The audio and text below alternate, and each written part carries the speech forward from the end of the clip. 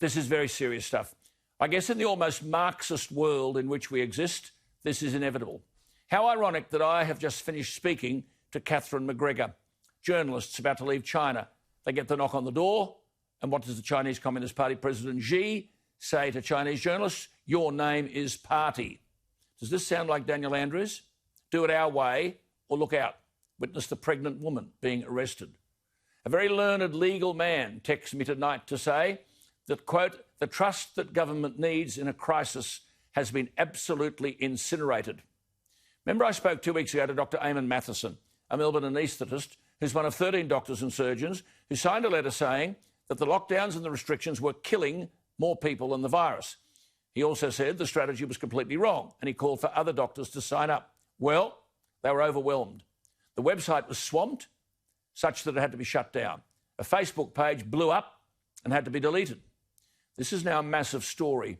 Many of the doctors are worried. They are now fearful for their own professional futures. They believe there'll be repercussions for speaking out.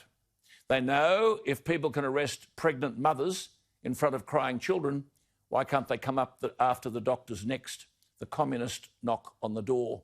Is this the new world order?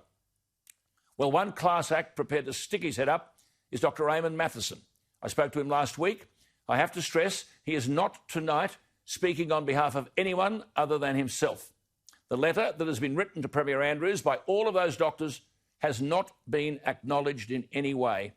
But as Edmund Burke said, the only thing necessary for the triumph of evil is for good men to do nothing. Here's a good man who's doing something, Dr Eamonn Mathieson. Dr Mathieson, thank you for your time again. You're speaking on behalf of all of us, I know, not the doctors who signed the original letter.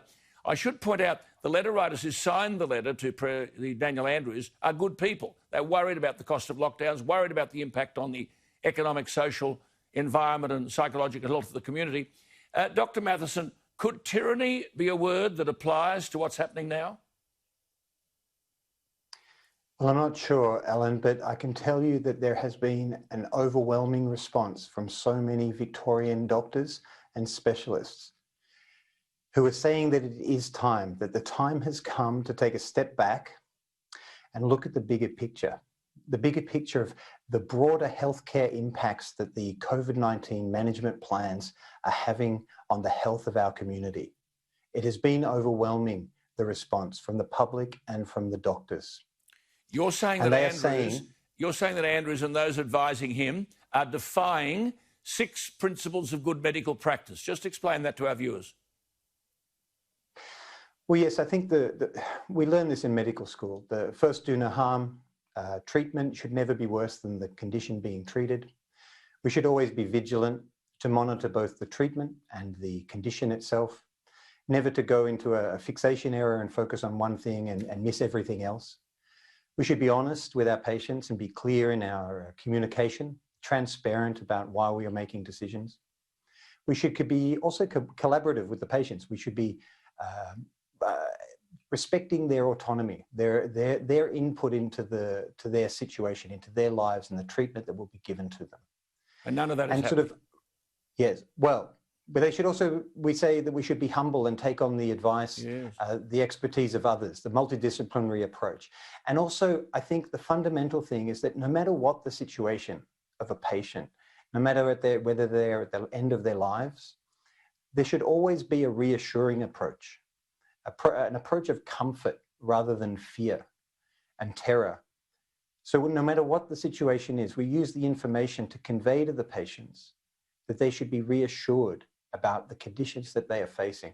And we are concerned that all of these principles are being defied in a sense. And in a way, it goes against the principles of the Hippocratic Oath. Yes. Well, you are seeing every day, and I'm getting letters that I couldn't jump over, what these lockdowns are causing a great deal of harm in the community. And you make the very valid point that fear is driving most of this.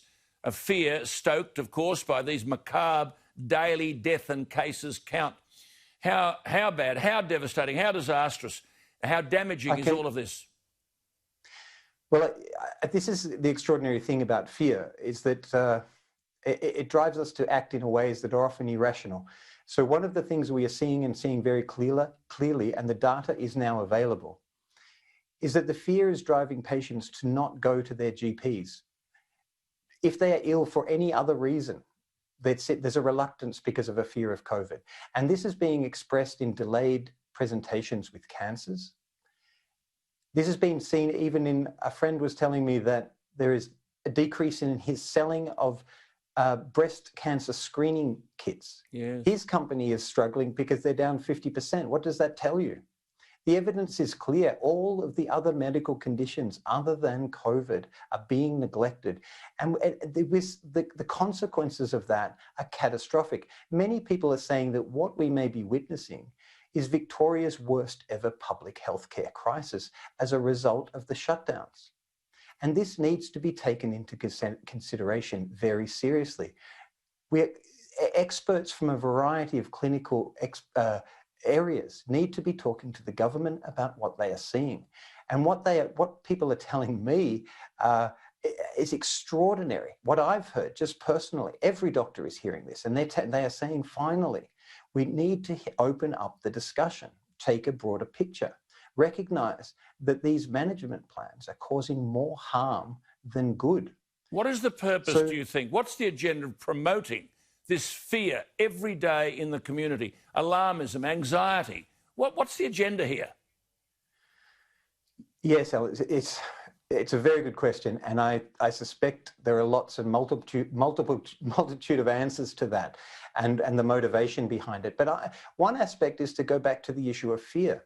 When fear overwhelms you and you are operating on an emotional state, it's very difficult to think clearly. And so perhaps what people are experiencing in the community, and it's very strange and very dangerous behaviours as a result of this.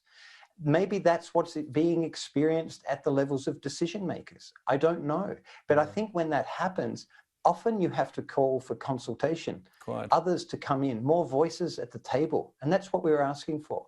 If there was a committee of doctors, of a variety, specialists from a variety of fields, geriatricians, psychiatrists, paediatricians, GPs, to say what they are seeing in the community. And they need to listen to this. This is part of good medicine. Absolutely. And it seems that they're not listening. Well, and this is the response has been overwhelming, as I say. And you mentioned about the website and the Facebook page. The issue with that is that it had to be taken down because the website was not fit for the purpose. We were not expecting that sort of response. Volume. And so it had to be taken for the safety of the data, and that it was not a secure site. Right. And so we have been advised. We've also been, sorry, Alan. Yeah, we're just running out of time, Doctor. Look, we will keep in touch in relation to all of this, I have to tell you. And you and I are talking off air, I know. It's very, very critical. What the public want to know is why won't they listen and accept other advice? There are world authorities that they're ignoring, not just people like you in Victoria. But thank you for your diligence, your commitment and your dedication to the health and well-being of the community. We'll talk again. Thank you, Alan. Thanks for having me on. Dr Eamonn Mathieson. We'll keep in touch.